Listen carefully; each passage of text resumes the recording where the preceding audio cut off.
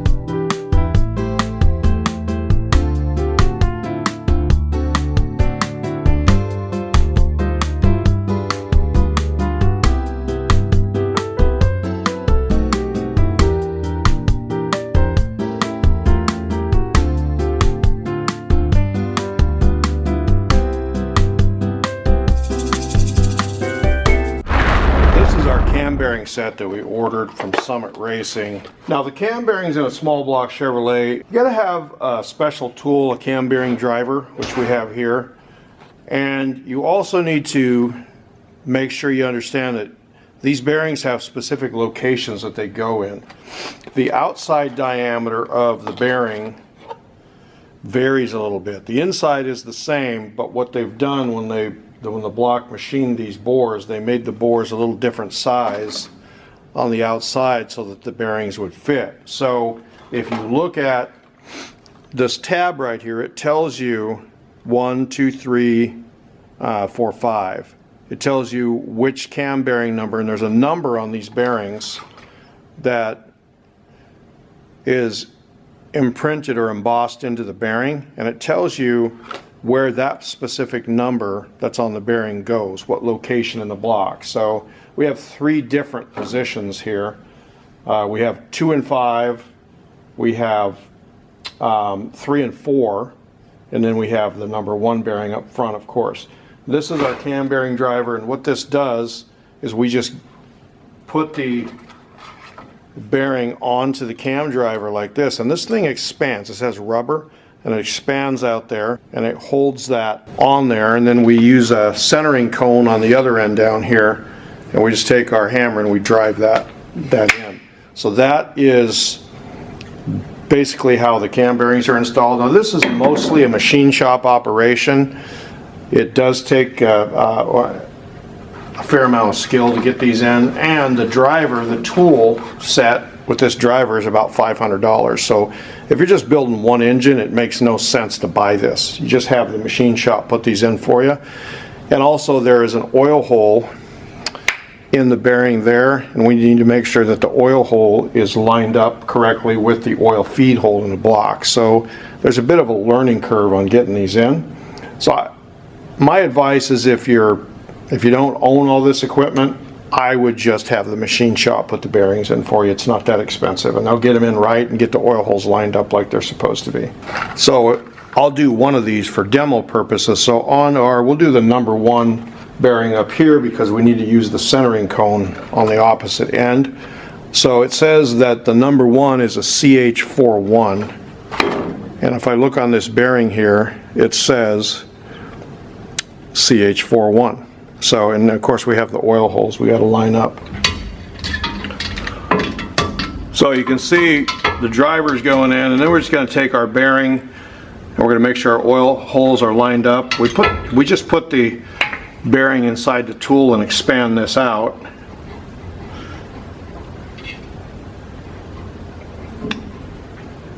And now we have the bearing holes lined up, and we just kind of center it up on the other end of the cone, and then we take our hammer and we simply just drive that bearing in. It's a press fit.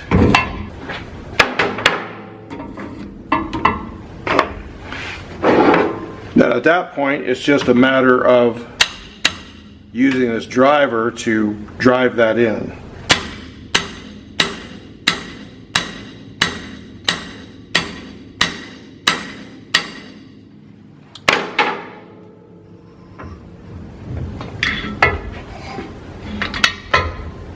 Then we just take it out and we'll move on to the next one. I won't do them all on camera. I just wanted to give you a demo.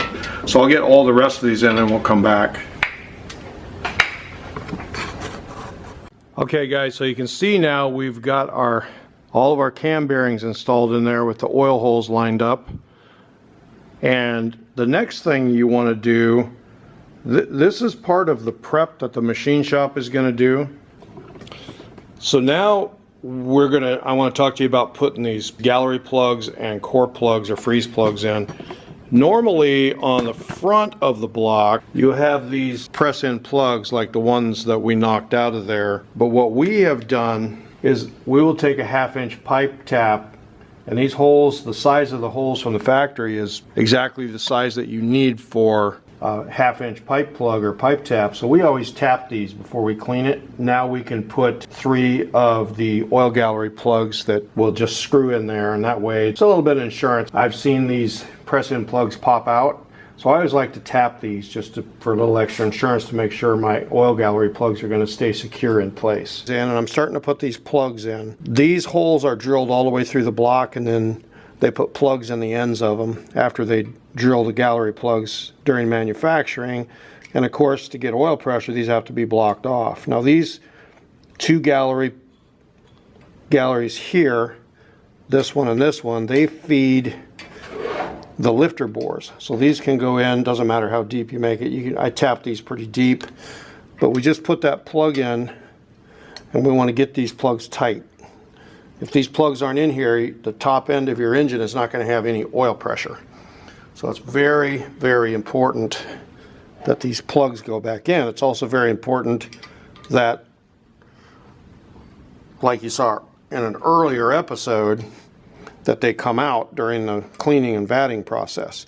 So obviously now that the block is cleaned up and prepped, we got to put these back in. Now I would caution you on this center hole, don't tap this one too deep, because there is an oil gallery back in here that feeds this bearing and feeds the, it comes down and feeds that cam bearing. So you'll notice when I put this in, I didn't tap this one near as deep as I did the other ones. So it's getting tight right there. And that oil gallery is back in there. If I take this out, I can show it to you. I can actually measure that. I can see that hole there. So that oil gallery is in about that far. And you can see we don't want the plug to go in and cover up that oil gallery, but you can see here that plug, if I put it in flush, we're not going to have a problem because that oil gallery hole is a lot deeper in than that. But if I tap the holes too far and I put the plug in too deep, I'm going to block off the oil feed to the cam bearing. So it's important that we don't do that. So this one, we didn't tap it that deep. We're going in until it gets tight, just flush right there, and we're good. And that is that is tight right there, and you see how much more shallow it is. So now we don't have to worry about blocking that off. You just don't want that plug too deep. Now these plugs don't need any kind of sealer or anything on them, any Loctite, because the timing chain cover and timing chain is going to cover this, and if they seep a little oil, it's not going to matter. The external plugs on the block, if these seep oil, it's going to be a big problem because it's going to leak out the back of the motor. So when we put these plugs in, we're going to put a little bit of Loctite on the threads. I'm not putting Loctite on them to keep them tight. I'm putting Loctite on them to seal them. It works really good. Unfortunately, I don't have any Loctite. I got to get some. It ran out. So before I put these back ones in, I'm going to get some Loctite. And then you just screw these in once you get Loctite on the threads and tighten them up like you would any other gallery. So there's 3 in the back here. There is also, and I want to point this one out because this is really critical, there is also an oil gallery plug here that we took out. The thing about this one is the head gasket goes on, and then if you put the head on, the head covers this hole pretty much. And once you get the head on, you can't get that plug in. You don't ever want to forget to put this back in, because then you got your cylinder head torqued on if that plug is not in there. And of course we're going to get Loctite for it. This thing will blast oil out of that hole, and the only way to fix that is to pull the head back off after you've already installed it and put that plug in. So you really don't want to forget that plug. There's also another plug right up here. There's an oil gallery plug that goes in here, and of course we've taken all these out because we wanted to clean the block. But all those plugs have to be in, and again, this could be a machine shop operation. The machine shop a lot of times will do that for you. And another thing you probably noticed here is we masked the block off and painted it after we got it cleaned, because it's it's going into a 70s vehicle, so we wanted it the factory color, which is Chevy orange. You can paint it whatever color you want, but in this case we want to keep it period correct. So that is your oil galleries. Now our plugs here, we also got to put our core plugs in. Now when installing these plugs, guys, it's really important that you put some sealer on them. So you want to take some kind of silicone and just smear it around the edge of this plug, because if you don't do this, they will usually seep coolant. Just a little extra insurance to make sure we don't have any thing seeping. Then we just take a socket that fits inside of that, and then we're just gonna take and knock that plug in. Just knock it in until it's a little below flush. Okay guys, so here's where we're at now. We've got the block, all the plugs in the block, final washed. Everything's been cleaned up and washed, ready to assemble.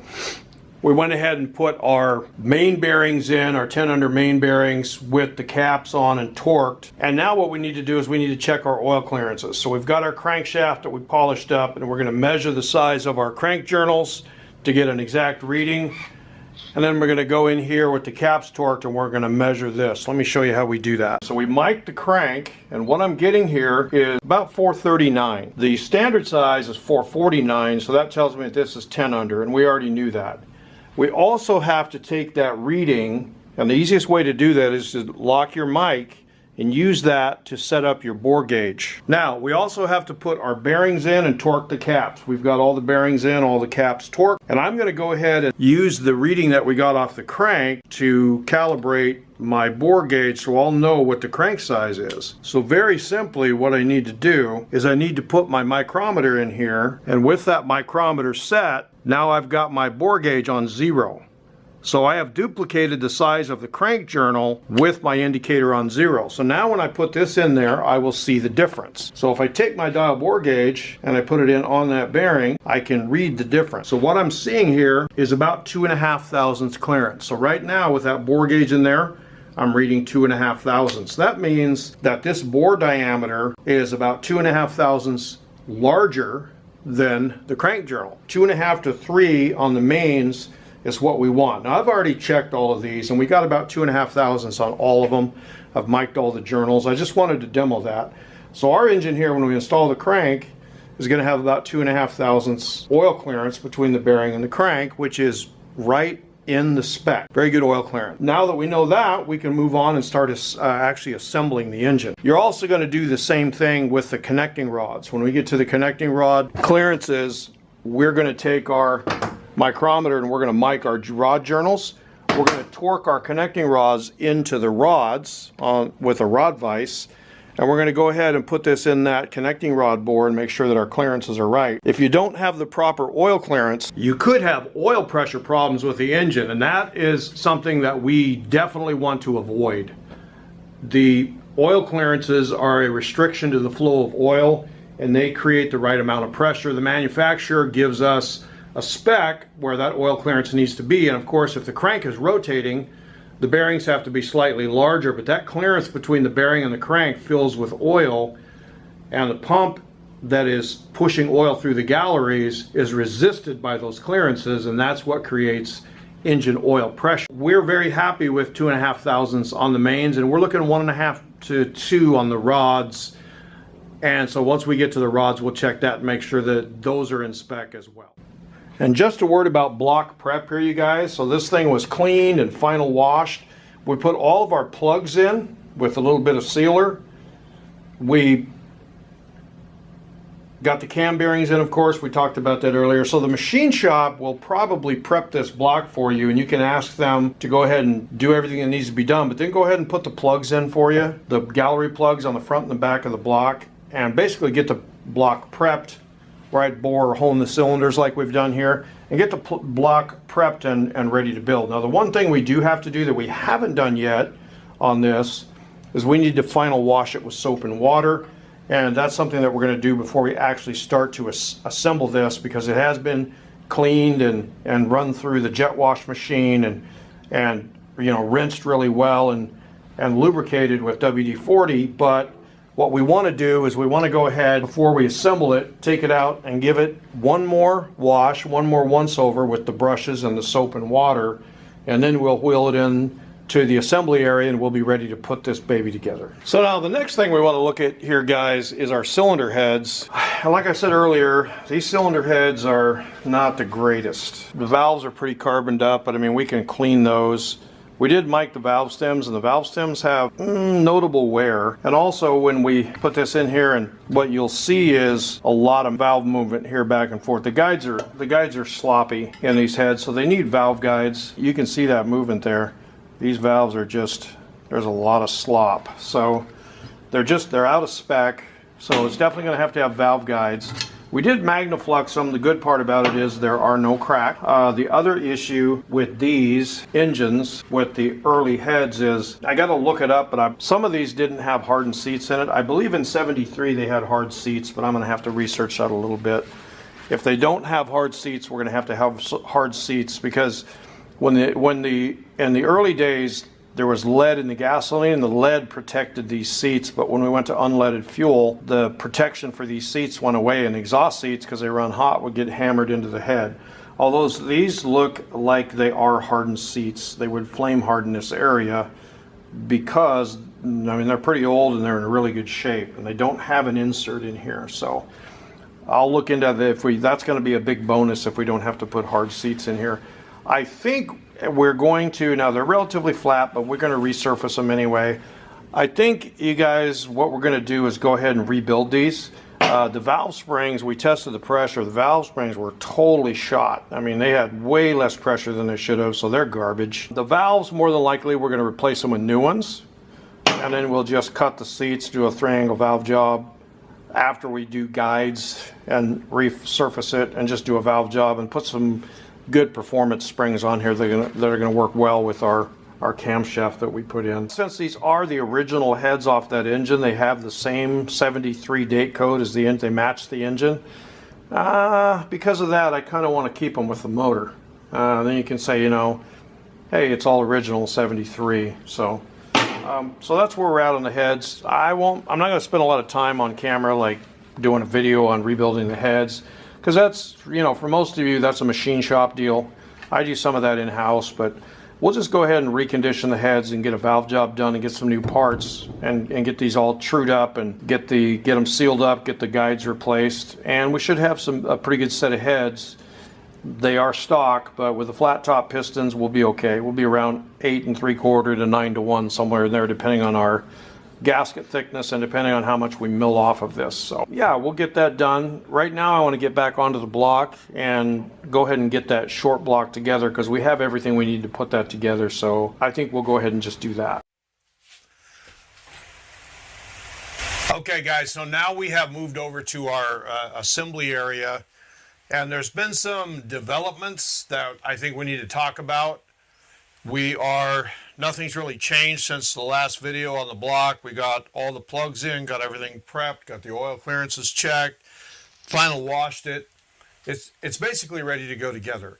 The crankshaft, like I said earlier, we did clean it up and polish it and run it through the final wash, clean out all the oil galleries and so forth. So the crank is cleaned and polished and ready to go in. We've got our gaskets, our part kit that you saw earlier.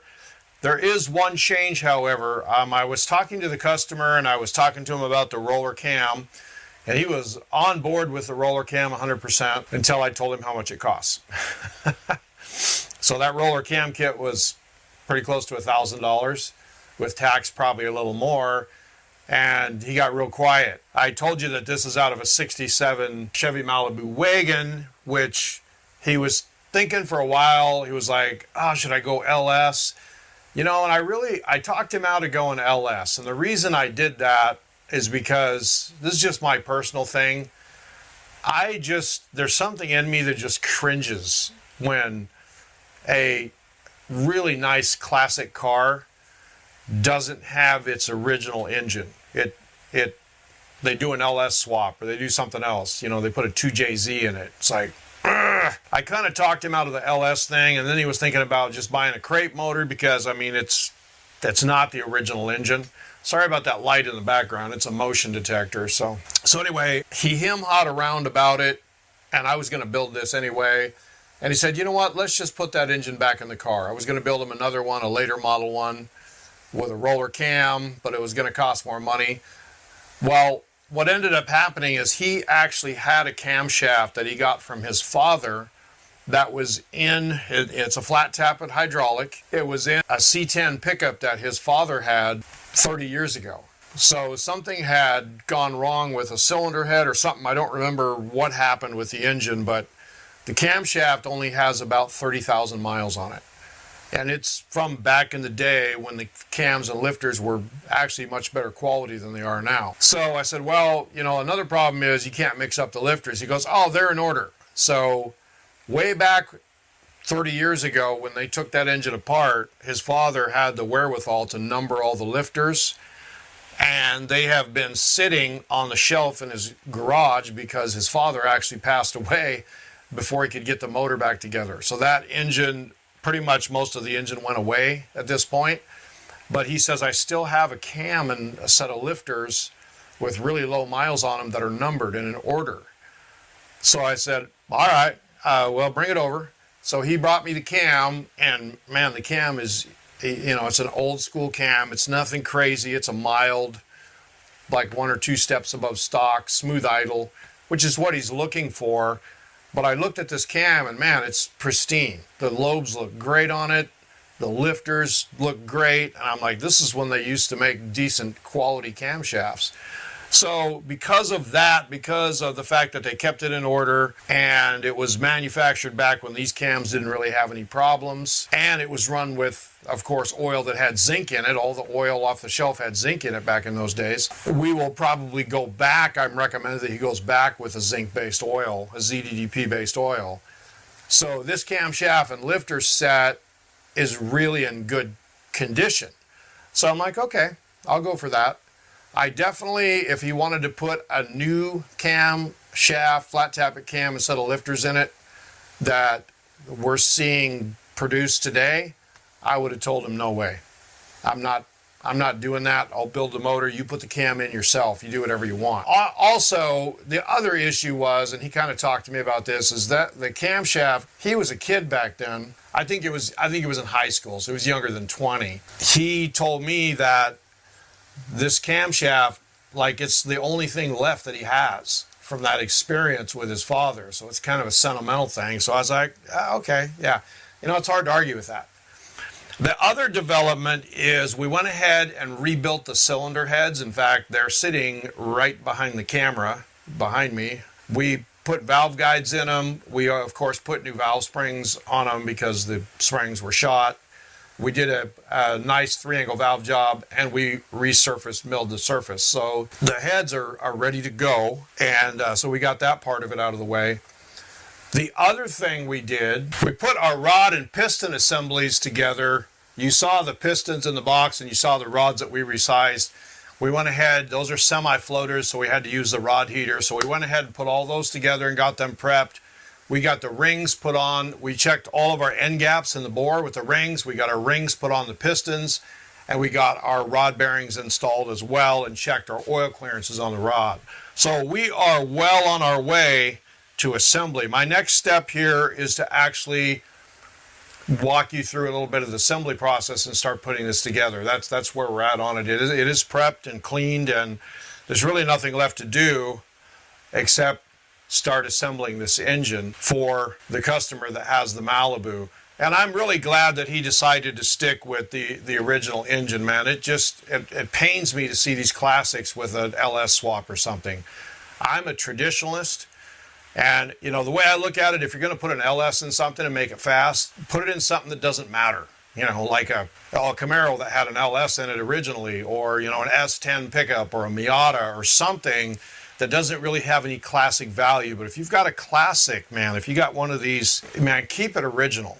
The furthest I would want to see anybody go in a classic like he has is go from a small block to a big block of that era, maybe even a 454 or a Stroker 496, something really cool like that. But it had a small block originally, and even though it's not the original engine, the 73 engine is the same-ish era. It's pretty close. So I'm very happy with this build. I'm living with the camshaft that he brought me, and I'm fairly confident that it's going to work just fine since it's, new old stock, basically.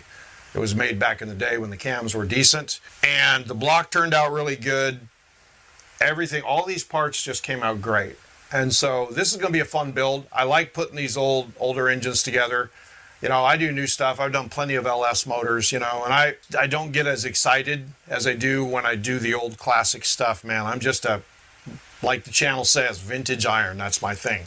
Also, as a heads up, my next build, I have a 351 cubic inch Windsor engine that we were doing the whole build on from start to finish. In fact,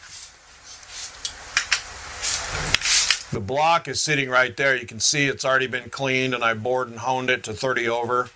And it is a early 70s 351 cubic inch Windsor engine, a Ford. For your Ford enthusiasts, that's going to be my next project. And this is also going into an original early 70s F100 pickup that it came out of. So it's going to be a cool build. It's going to be the original engine for the truck. The guy's excited about it. We're putting a lot of time and money into it, putting a lot of effort into videoing it. I'm actually charging him. I told him I can document your build on video and put it on YouTube. And he was into that. And I said, but that's, it's a lot of work, so it's going to cost you money. He was happy to pay it. A few $100 extra for me to document the whole thing. The thing is, when you do a YouTube video, and a lot of you guys that know, it makes the build that you're doing or the project that you're doing, if you're going to film everything, it takes 3 times longer than if you just built the motor. So, and also there's a lot that we cut out. I only got little clips of the cylinder heads and so forth, and we edited down all the uhs and the ums. I saw and a lot, right? But you don't see a lot of those in the video because I go through and I cut out all of the ums, right? I try to get that out of there because it just, I don't know, that's just the way I talk. So, all right, so, yeah, see, I'm going to get started on this guy. I'll walk you through it. We're going to start with the cam and crank installation.